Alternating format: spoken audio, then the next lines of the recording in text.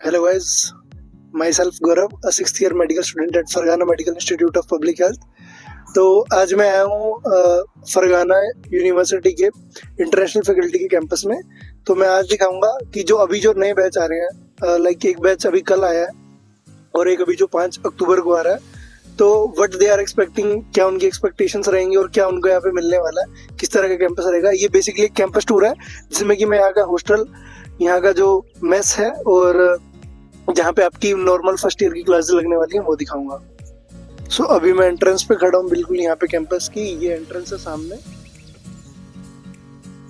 यहाँ से जैसे ही आप एंटर करेंगे तो आपको राइट हैंड साइड ये पूरी इंटरनेशनल फैकल्टी कैंपस की जो बिल्डिंग है मेनली, जहाँ पे आपकी क्लासेस लगेंगी और जो एग्जाम्स वगैरह होते हैं वो इसी बिल्डिंग में होने वाले हैं आपके।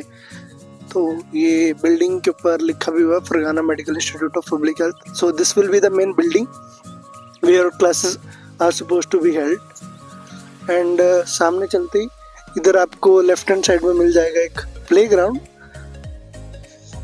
This is the parking lot area. So this is the main entrance of this campus और दिस बिल्डिंग। इससे related dedicated video already channel पे पड़ी है, तो इसके इंटीरियर्स वगैरह के जो ग्लिम्स हैं वो वीडियो में ऑलरेडी डाले गए हैं। आप इंटरनेशनल फैकल्टी का कैंपस सर्च करेंगे तो उसमें आपको मिल जाएगा। Further this is a amphi theatre. यहाँ पे अगर कोई छोटा मोटा प्रोग्राम होता है तो उस तरह की एक्टिविटीज यहाँ पे कराई जाती हैं बच्चों की। This is the playground area. As you can see यहाँ पे आप वॉलीबॉल खेल सकते हैं, बास्केटबॉल, फुटबॉल, एवरीथिंग। और बच्चे यहाँ पे वीकेंड्स में, इंडियन स्टूडेंट्स जो है, क्रिकेट भी खेलते हैं। एक चीज जो आप यहाँ पे गौर करेंगे कि यहाँ पे ग्रीनरी का बहुत ज्यादा लोग ध्यान रखते हैं। So in the entire campus you will find trees and tree. तो ग्रीनरी का बहुत अच्छे से ख्याल रखा गया है। तो अभी मैं उधर से आया हूँ। उधर पे रहेगी आपकी मेन बिल्डिंग जहाँ पे आपकी क्लासेस लगेंगी। This is suppose to be your hostel जहाँ पे आप रहेंगे। सो यहाँ पे रास्ता नहीं है तो मैं आपको उधर से जाके दिखाऊंगा कि कितने डिस्टेंस पे आपका, मतलब almost you have to just wake up from your bed, get ready for classes, and then you can just come up to your classes here only. So at this point of campus there is further two division. That is the mess there. This is the mess preparation area. यहाँ पे आपका food prepare होता है and this is supposed to be your way to hostel and these are the toilets.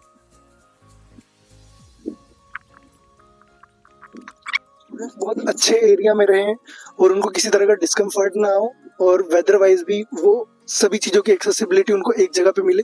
इस चीज़ का बहुत ज़्यादा ख्याल रखा गया है इस कैंपस में। तो ताकि आपको यहाँ पे जैसे कि आप हॉस्टल से बाहर निकलो, आप क्लासेस की एक्सेस आपके बिल्कुल डोरवे पे मिले आपको। तो उस चीज़ का बिल्कुल अच्छे से ध्यान रखा गया है।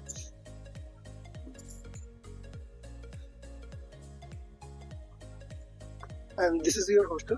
This is 4th floor hostel and there are many vacant seats right now. Upcoming batches will be living here only. मैं अभी किसी रूम में जाके नहीं दिखा रहा क्योंकि स्टूडेंट्स मोस्टली अभी क्लासेस में गए हुए हैं और जो नए स्टूडेंट्स हैं वो भी बाहर हैं। So everything is literally nearby, in walking distance only. There are some classes which are supposed to be held outside this campus, but they are also very feasible. Like you can get bus route easily because at the walking distance of 100 meters there are bus stops where you can pick up the bus and go to the classes. This is the mess or food preparation. This is the food preparation area of the mess, and this is the mess. Actually, I will go there. So this is the mess area of food preparation. यहाँ पे आप देख सकते हैं ये दाल बनी है बच्चों के लिए। ये क्या है? ये सब्जी बन रही है। ये इधर कवर्ड राइस रखे हैं, बन चुके हैं। यहाँ पे भी चल रहा है। इधर इसके अंदर चपाती बन चुकी है। पूरा सफाई का ध्यान रखना। ये ऑटोमेटिक चपाती मशीन है तो ऐसा नहीं है कि आपको सूखी पतली मोटी रोटी होती है, तो इक्वल साइज की रोटी बनती है। And overall the food quality will be much better. मैं इसके रिगार्डिंग बच्चों के रिव्यूज लूंगा, वो बताएंगे आपको, क्योंकि पिछले 2 दिन से यहाँ पे बच्चे हैं, वो खुद आपको बताएंगे कैसा खाना है। ये तो हो गया जहाँ पे प्रिपरेशन लगे। ये भी एक कॉमन एरिया है, यहाँ पे स्टूडेंट बैठ सकते हैं, बातचीत कर सकते हैं।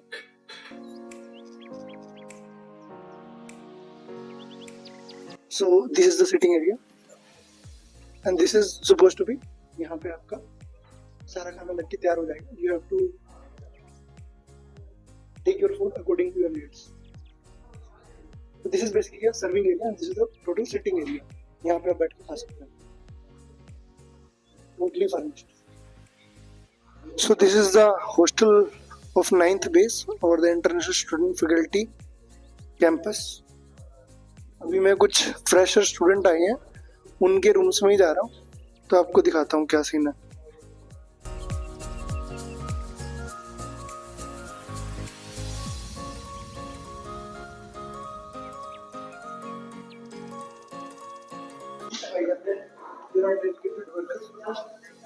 This is a common area।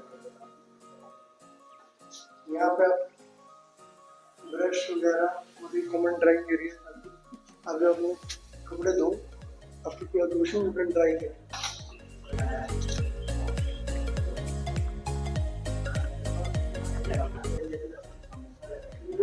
Common area, यहाँ पे आप बैठ के पढ़ सकते हो।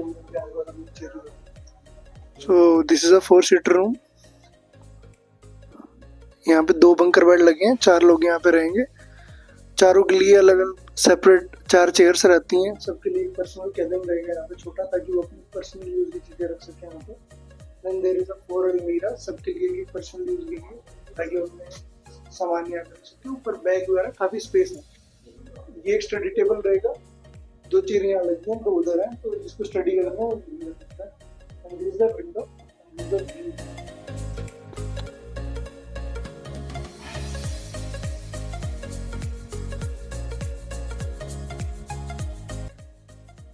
This is the total area of a room, तो काफी स्पेशियस है, मतलब 4 बंदों के हिसाब से।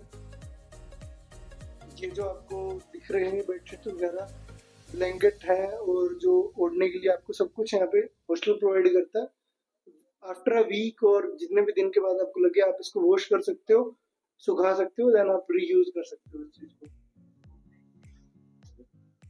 तो मैंने आपको रूम टूर दे दिए यहाँ का। यहाँ पे ये 4-सीटर रूम था, काफी स्पेशियस था। अब मैं खुद बच्चों से पूछूंगा, जो भी कल यहाँ पे बच्चे आए हैं, मतलब परसों उनकी फ्लाइट थी, अभी तक का सो फार उनका 2 दिन का कैसा एक्सपीरियंस है, कैसा उन्हें खाना मिला अभी तक, कैसी यहाँ की लिविंग कंडीशन है, साफ सफाई का क्या रोल है यहाँ पे, और भी जो आसपास का एनवायरनमेंट है, जो शुरू के जो प्राइमरी फैक्टर रहते हैं बच्चों को अडेप्ट करने के लिए किसी भी नई कंट्री में जा रहे हैं, तो वो अभी तक का एक्सपीरियंस मैं उनसे पूछूंगा। मैं प्रसन्नजीत उपगढ़, मैं महाराष्ट्र के नंदुरबार डिस्ट्रिक्ट से आया हूँ। एंड मेरा नाम हेमंत पाटिल, मैं भी महाराष्ट्र से आया। हम आप लोग एक ही प्लेस से हो बेसिकली? हाँ जी, हम दोनों एक्चुअली फ्रेंड है, साथ में ही फरगाना के बारे में इंट्रोड्यूस हुए थे एजेंट के थ्रू, एंड साथ में ही आए यहाँ पे। तो आप लोग परसों आए थे, मतलब परसों रात की आपकी फ्लाइट थी, सुबह आप पहुंचे हो यहाँ पे? हाँ जी, हाँ जी। तो सबसे पहला प्राइमरी फैक्टर, मतलब जैसे ही बच्चे यहाँ पे लैंड करते हैं, अभी वेदर एकदम से यहाँ पे ट्रांजिशन में है, तो जो नए बच्चे आ रहे हैं उनके लिए आप क्या बोलोगे कि कैसा वेदर है? इंडिया से भी आप लोग आए हो, महाराष्ट्र से भी जो बच्चे आने वाले हैं, उनको क्या आप रिकमेंडेशन देना चाहोगे कि महाराष्ट्र के कंपैरिजन अभी का यहाँ पे वेदर कैसा है? इंडिया के कंपैरिजन में यहाँ पे टेम्परेचर सिग्निफिकेंटली बहुत कम है, बहुत लो, स्पेसिफिकली महाराष्ट्र के लोगों के लिए, क्योंकि महाराष्ट्र के लोग ठंडी में कभी रहते नहीं है, वहाँ समर ज्यादा अच्छा प्रोमिनेंट वेदर है, तो आते टाइम जैकेट लेके आना है, और ऊपर से ड्राई वेदर है, तो ड्राई डिसीजेस हो सकते हैं, जैसे ड्राई कफ वगैरह, और हवा बहुत है, तो उस वजह से जैकेट कंपलसरी है, हुडी कंपलसरी है। जो ठंडे मौसम के जो क्लोथ्स है ना, वो एकदम जरूरी है मेरे हिसाब से। और मेडी हाँ, तो जैसे शुरू में आप किसी भी नई कंट्री या किसी भी नई जगह पे जहाँ पे एकदम से वेदर ट्रांजिशन आ रहा है, आपको उस जगह पे अडेप्ट करने के लिए, प्रिवेंशन के लिए अपने पास जितनी भी मेडिकेशंस हैं, कोल्ड की होगी, एंटीबायोटिक्स होगी, फीवर वगैरह, एंटीपायरेटिक्स वगैरह आपको अपने साथ कैरी करने हैं, और कोशिश करना विद प्रिस्क्रिप्शन कैरी करना, ताकि आपको कस्टम क्लियरेंस में कोई दिक्कत ना आए। तो उसके बाद जैसे आप लोग ताशकंद से फरगाना आए, तो फरगाना में आने के बाद आप मॉर्निंग में आए थे, हाँ जी। तो ब्रेकफास्ट वगैरह का कैसा लगा आपको? ब्रेकफास्ट वगैरह तो मतलब फर्स्ट एक्सपीरियंस जो ब्रेकफास्ट का था वो अच्छा ही था। हाँ, ब्रेकफास्ट हमें पेट भर के दिया, गर्मा गर्म था, और मतलब इंडियन बच्चों को सूट होगा वैसा ही था। ऐसा नहीं था कि फॉरेन है तो डिफरेंट, मतलब अपने जो इंडियन नॉर्मल फूड मिलता है उससे अलग होगा, वैसा नहीं था। इंडिया में जैसे फूड मिलता है, जैसा ब्रेकफास्ट होता है, वैसे ही है, और एक्चुअली बेसिकली न्यूट्रिएंट फुल है। हमारा सबसे पहला ब्रेकफास्ट तो पास्ता था और उसके साथ चाय थी, पर आज जो दिया है, आज बॉइल्ड एग्स थे और मिल्क था, गरम दूध दिया, और जो वेज है उनके लिए फ्रूट्स काट के रखे थे, फ्रूट्स दिए, और मतलब ग्रेप्स वगैरह थे, ड्राई फ्रूट्स थे, तो ब्रेकफास्ट अच्छा ही है। फूड वगैरह अच्छा है। जैसे मैं खुद एक टाइम पे हॉस्टल वाला स्टूडेंट रह चुका हूँ, मैंने भी एक टाइम पे मेस का फूड, जब मैं यूक्रेन में था वहाँ पे मैंने मेस का बहुत मतलब वहाँ पे क्या था कि बच्चों को 2 मील से ज्यादा मिल नहीं पाती थी, और दूसरी टाइम की बाउंडेशन थी कि जब हमारी क्लासेस होती थी, जब तक हम आते थे खाना उस क्वालिटी में रह नहीं पाता था, तो गर्म नहीं मिलता था, और 2 मील में से भी एक टाइम हम मिस कर देते थे, तो हमें सिर्फ रात का ही खाना मिलता था। यहाँ पे मील्स आपको कितनी मिल रही है पर डे? हमें एक्चुअली 3 मील्स मिली है, एक ब्रेकफास्ट, दूसरा लंच और तीसरा डिनर। तो मतलब बेसिकली अगर एक बच्चा सुबह क्लासेस के लिए उठ रहा है, वो यहाँ से ब्रेकफास्ट करके क्लासेस अटेंड कर सकता है, एंड इन आफ्टरनून हाँ, जो मैस का टाइमिंग रहता है लंच 1:30-2 बजे के आसपास, वो अपना लंच कर सकता है। Yes then he can continue with his evening shift classes. Yes. तो और हॉस्टल वगैरह रूम्स जो आपको अलॉट हुए हैं, स्पेस कैसा लगा आपको? आपके जो अकोमोडिटीज आपको मिली हैं यहाँ पे, और जो साफ सफाई है कॉमन एरियाज की, जैसे कि बाथरूम हो गए, वॉशिंग एरिया हो गया, ड्राइंग एरिया हो गया, वो कैसा लगा आपको अभी तक? हॉस्टल वगैरह तो मेरे हिसाब से बहुत अच्छा दिया है, जो इंडिया में मेरा एक्सपीरियंस रहा है हॉस्टल्स का, उसके हिसाब से मैं कहूंगा कि यहाँ पे बेटर क्लीनलीनेस बहुत है।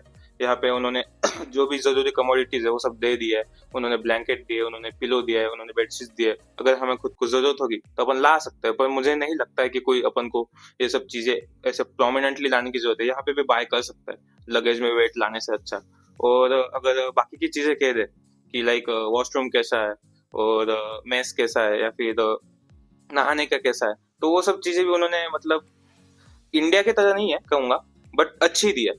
रूल्स एंड वगैरह जो भी है वो सब अच्छे है। टाइम वगैरह गीजर का, वॉशरूम का तो कोई टाइम नहीं है, ऑब्वियसली वॉशरूम का टाइम क्यों होगा। सो बेसिकली मतलब अगर आप एक डिसिप्लिन स्टूडेंट हो तो आपके लिए कोई प्रॉब्लम नहीं Yes, होगी, आप yeah. अडेप्ट कर जाओगे। आपको एक बार एक्सपोजर है कि आप हॉस्टल में रहे हो, तो आप बहुत अच्छे से अडेप्ट कर हाँ जाओगे। जी।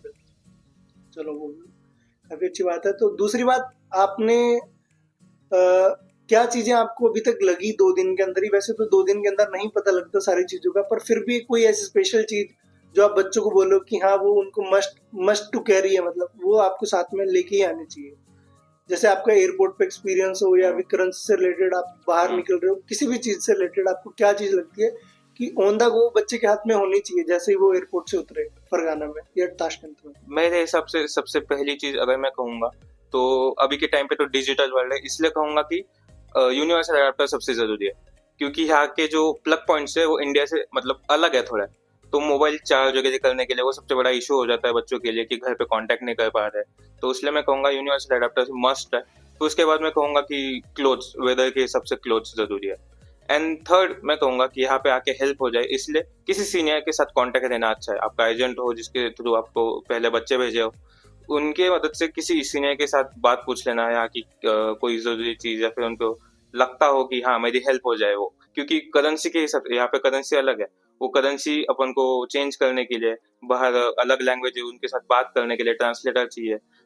तो एक सीनियर कांटेक्ट में रहना चाहिए, सीनियर के कांटेक्ट में रहना जरूरी है, क्योंकि पहले मुझे लगता है कि 1 महीना जो है वो बच्चों को इसी में लग जाएगा। हमारे तो 2 ही दिन हुए और 2 दिन में हम टोटली सीनियर के कांटेक्ट में है, हमें खुद से कुछ नहीं मालूम है। हमने मोस्टली लैंग्वेज का हो गया, हमें ताशकंद में ताशकंद से फरगाना आए तो टैक्सी में भी इंग्लिश बोलने वाला कोई नहीं था, हिंदी बोलने वाला कोई नहीं था, वो उज़्बेक में ही बात करते हैं। और वो पूरी की पूरी बातें जो है हमारे सीनियर ने थी, एक सीनियर थे और जो एजेंट थे उन्होंने ही की है, उन्होंने ही पूरी हेल्प की है।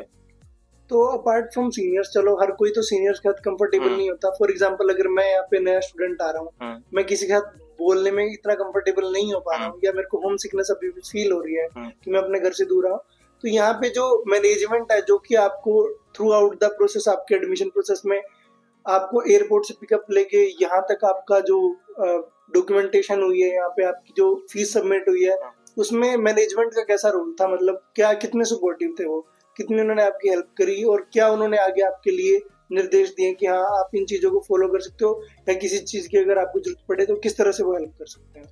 जो मैनेजमेंट है उन्होंने बेसिकली इंडिया से लेकर यहाँ तक पहुंचने तक, यहाँ हमें हॉस्टल मिलने तक नियरली हर चीज स्पून फीड की है, वो सब करके देता है। हमें कोई ऊपर से चीज करने की जरूरत नहीं है, वो हमें टिकट का हो जाए, वो पुलिस वेरिफिकेशन का हो जाए, या फिर हमें आते से ही खाने चाहिए, लंच वगैरह होता है, या फिर रात को पहुंचे तो डिनर होता है, तो हमें वो भी प्रोवाइड किया था उन्होंने हमारी पूरी तरीके से ध्यान रखा है। हम मतलब हमारे जो एजेंट थे वो, उन्होंने हमारा ध्यान रखा, उन्होंने हमें लंच दिया। वो रिसीव करने के लिए थे ताशकंद में। ऐसा नहीं था कि बच्चे पूरी तरीके से लॉस्ट हो गए एयरपोर्ट पहुंच से ही। उन्हें नहीं, ऐसा नहीं लगा कि वो अलोन है। वो एक तरीके से डिपेंड हो सकता है एजेंट पे, हमारे जो एजेंट थे। इसमें मेरा एक क्वेश्चन, लाइक तुम्हारा जो भी बैच आया था तो it was around 65 student batch. Yes, तो 65 स्टूडेंट्स के बैच को एक साथ मैनेज करना, वो भी रात को जब 12 बजे के आसपास फ्लाइट लैंड कर रही है, और उनको बिल्कुल सेफली एक दूसरी सिटी से रात को रात यहाँ पे लेके आना, जिसमें कि लैंग्वेज बैरियर एक सबसे बड़ा इंपॉर्टेंट फैक्टर है, उसमें भी बच्चों को इतना स्विफ्टली एक सिटी से दूसरी सिटी ट्रांसफर हुआ। तो I appreciate the management part very well. तो दिस इज ऑल, ये मेरा रिव्यू था। और मैं ट्राई करता हूँ अपनी हर वीडियो को जो बिल्कुल ग्राउंड रियलिटी है वो शो करने की मैं कोशिश करता हूँ। और अगर आपको भी फरगाना मेडिकल इंस्टीट्यूट से रिलेटेड कोई भी क्वेरी, किसी भी एस्पेक्ट से रिलेटेड हो, जरूरी नहीं है वो एडमिशन ही हो, चाहे वो पढ़ाई आप या एकेडमिक्स है, किसी भी तरह की आपकी हेल्प हो, तो you can reach me out. मैं अपना नंबर डिस्क्रिप्शन में डाल दूंगा। Further this is not a paid और इन्फ्लुएंस्ड रिव्यू, ये टोटली भाई मेरे को मिले हैं यूट्यूब के थ्रू। यहाँ पे कुछ सब्सक्राइबर थे मेरे, वो ऑलरेडी मेरे साथ कांटेक्ट में थे, टच में थे। ये लोग कल आए हैं, मैं आज इनसे मिलने आया हूँ। तो मैंने इनसे इनका एक्सपीरियंस पूछा है। टोटली जो इनका एक्सपीरियंस रहा है अभी तक, इसमें कोई किसी भी तरह की कोई मैनिपुलेशन नहीं है कि मेरे कहने पे कुछ भी कर रहे हैं। जो इन्होंने फेस किया वो आपको बता दिया। कुछ चीज़ें जो इन्होंने फेस की, लाइक ये वीडियो बनाने का पर्पस यही है कि जो चीज़ें इन्होंने फेस की हैं वो आप ना फेस करें, आप वहाँ से इंडिया से प्रिपेयर होके आए। Thank you.